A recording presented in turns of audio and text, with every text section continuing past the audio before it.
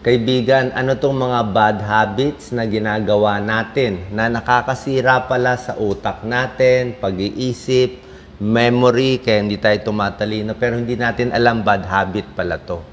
Okay, mamaya papakita ko sa inyo yung mga good habits, di ba? Ito yung mga good habits yung tulog, iwas alak, exercise, iwas stress. Pero dito po, 15 bad habits. Tingin ko marami dito hindi nyo alam.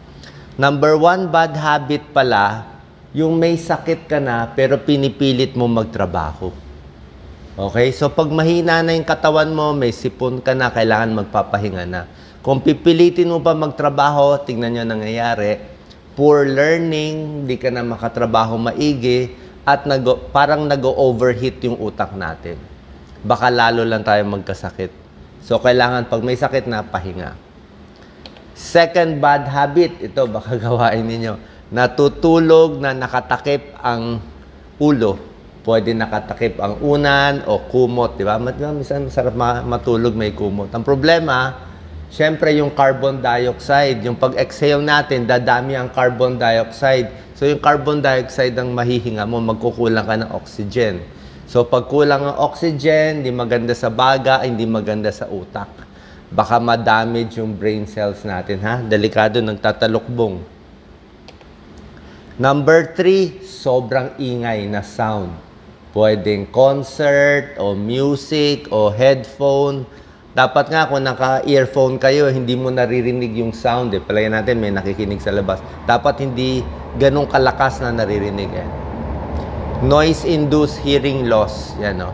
Pwedeng magulo yung utak natin sa pag-recognize ng sounds. So, iwas sa sobrang ingay. Nakaka-stress din sa puso, nila sa utak. Number 4, bad habit pala to sa utak, yung kulang ka sa araw, lagi ka lang nasa dilim. Pag lagi daw nasa dilim, nakikita nila yung utak natin, parang 30% less effective siya. 30% na humihina ang pag-aaral at memorya natin kung laging madilim. Kailangan natin may sunlight. Yan. Kasi pag naarawan tayo, tumataas yung serotonin, more energy, mas kalmado, mas hindi depressed, mas positive, mas makakaisip ka. Diba? Hindi pwede nakakulong ka lagi sa dilim. Okay? Number 5, ito, sobrang stress.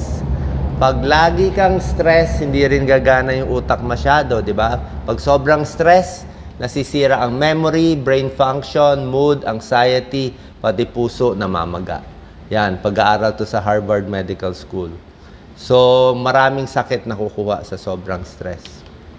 Number 6, puyat. Yan, pag puyat lagi, hindi makaisip, impairs memory, mahina ang thinking process, lagi inaantok, lagi nadidepress. Ito yung part ng brain na nagsasuffer, itong hippocampus. Okay, kailangan kompleto ang tulog para luminis yung mga stress at toxin sa utak natin. Number 7, tubig, napakahalaga. Water or fluid, napakahalaga. Oras na sumasakit na ulo mo, may migraine ka na, hinihingal ka na, hindi ka na makaisip. Baka kulang ka lang sa tubig. Baka dehydrated ka. Ang utak natin, 70% water. Diba? Lalo na ngayon, sobra init. Pag dehydrated, cognitive decline. Hindi ka makakaisip. So, laging inom ng tubig. Kung kailangan mo ng problem-solving skills, attention span, kailangan kompleto ka. Kailangan hindi ka dehydrated. Kaya importante ang tubig. Number 8, bad habit pala to. Yung mahilig mag-multitask kaya, no? Sasagot ng telepono, titingin sa screen, may ina-add, may sinasagot, sabay-sabay. Pag sabay-sabay kasi hindi kinakain ng utak natin. No? Tataas ang cortisol, stress hormone, nagkakaroon ng mental fog, scrambled thinking. Kasi ang dami. Pinakamaganda, tapusin mo muna isang work, tapos na iba, tapos na iba. Focus one task at a time. Mas gusto ng utak natin. Yung iba, sinusubukan, nag-aaral, tapos nakikinig ng music, o may pinapanood dito, tapos may kinakausap. It weakens learning. Hindi maganda.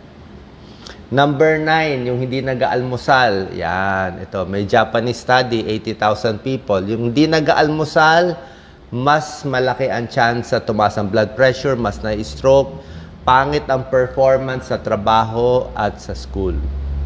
Pwede pa bumagsak blood sugar mo, kaya kailangan natin ng breakfast. Good for the brain.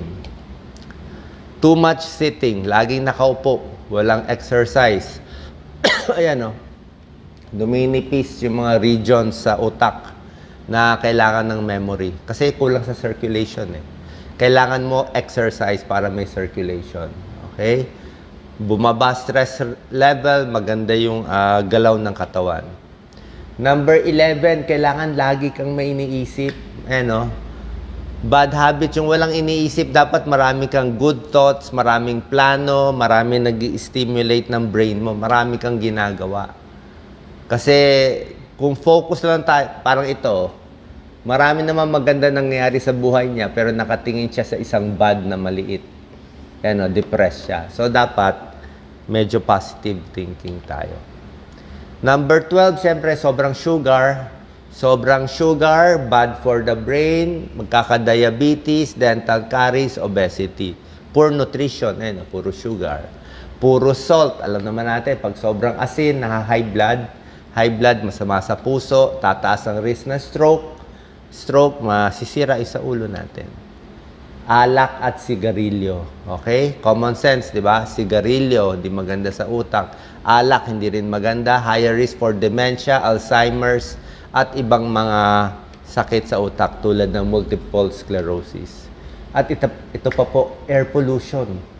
May pag-aaral yung exposed sa air pollution, nakatira malapit sa mga main highways, yung utak prone to stroke. Nagkakaroon ng brain inflammation, pwede magka-Alzheimer's, higher risk of hika and stroke pag exposed sa air pollution.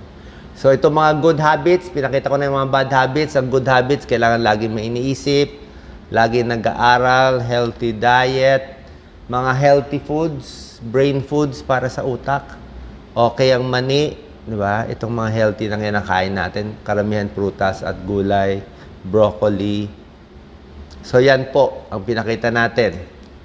Dapat laging na-stimulate yung brain, okay ang diet, paiba-ibang routine, huwag pa ulit-ulit, huwag boring ang buhay, be social, kumausap sa ibang tao para gumana yung utak, magbasa ng libro, iwas sa droga, at minsan iwas-iwas sa maraming stress sa utak. Sana po nakatulong to, mga bad habits na nakakasira sa memory at utak natin. God bless.